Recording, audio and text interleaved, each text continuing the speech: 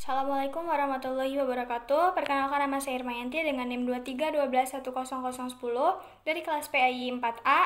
Baiklah, saya akan menjelaskan hasil dari jawaban UTS saya. Yang pertama itu tentang kurikulum development, yaitu proses sistematis untuk merancang, menerapkan, dan mengevaluasi kurikulum pendidikan.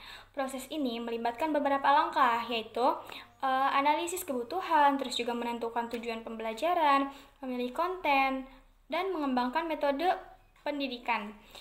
Sebagai contoh itu, di suatu universitas akan membuat kurikulum baru untuk program ilmu komputer, termasuk kursus terbaru seperti kecerdasan buatan dan pembelajaran mesin, untuk meningkatkan pengembangan teknologi informasi yang cepat. Yang kedua itu tentang kurikulum improvement, yaitu proses mengevaluasi dan merevisi kurikulum yang ada untuk meningkatkan kualitas dan efektivitasnya. Proses ini sering melibatkan pengumpulan umpan balik dari siswa dan guru, menganalisis hasil pembelajaran, dan mengadaptasi materi, pendidikan, dan metode pengajaran.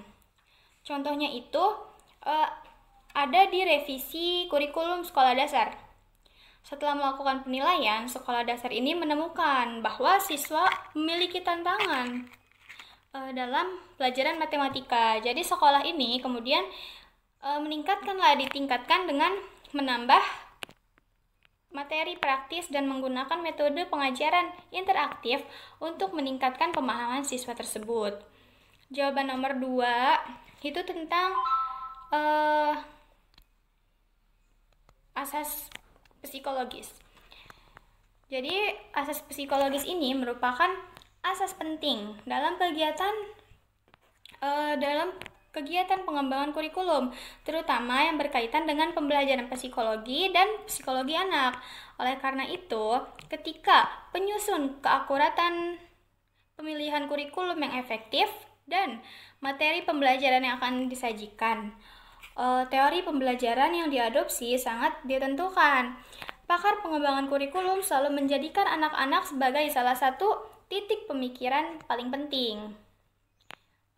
Yang kedua itu ada contohnya, contoh penerapan prinsip psikologis. Contoh penerapannya ini dapat dilihat dalam kurikulum pembelajaran independen yang memprioritaskan pendekatan yang lebih manusiawi dan melayani perkembangan psikologi siswa. Sebagai contoh, psikologi perkembangan penting untuk memahami tahap perkembangan anak, sehingga materi itu diajarkan sesuai dengan keterampilan kognitif dan emosionalnya. Yang ketiga itu jawaban nomor 3 itu ada tentang pendekatan subjektif akademik dalam menyusun kurikulum atau program pendidikan didasarkan pada sistematisasi disiplin ilmu masing-masing. Setiap ilmu pengetahuan memiliki sistematisasi tertentu dan berbeda dengan sistematisasi ilmu lainnya. Pengembangan kurikulum subjek akademiknya ini dilakukan dengan cara menetapkan terlebih dahulu mata pelajaran atau mata kuliah apa yang harus dipelajari oleh peserta didik atau mahasiswa yang diperlukan untuk untuk pengembangan disiplin ilmu. Misalnya, pendidikan agama di sekolah itu meliputi pendidikan aspek Al-Quran hadis, terus keimanan, akhlak, ibadah, dan ada juga sejarah kebudayaan Islam.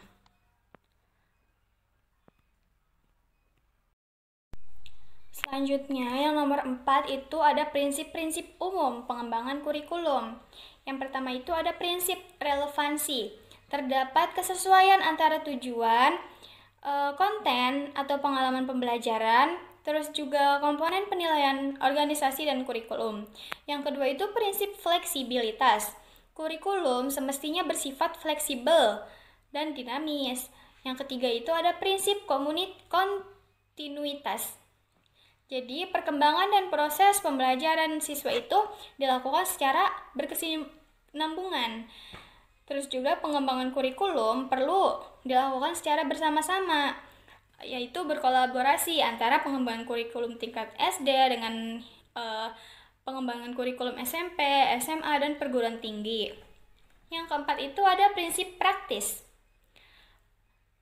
Jadi prinsip praktis ini prinsip yang mudah dilaksanakan, terus juga menggunakan alat-alat sederhana dan biayanya juga murah. Nah, yang kelima itu prinsip efektivitas. Walaupun kurikulum itu harus mudah, sederhana, dan murah juga, tapi keberhasilannya itu tetap harus diperhatikan, baik secara kualitas maupun kuantitas.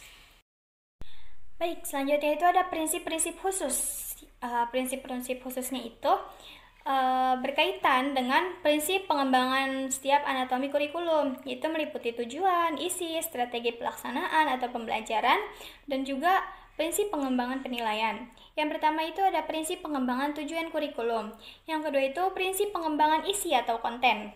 Jadi, isi kurikulum ini harus bisa memberikan informasi dan pengalaman belajar yang memungkinkan terwujudnya tujuan kurikulum, meliputi segi-segi pengetahuan, sikap, dan keterampilan.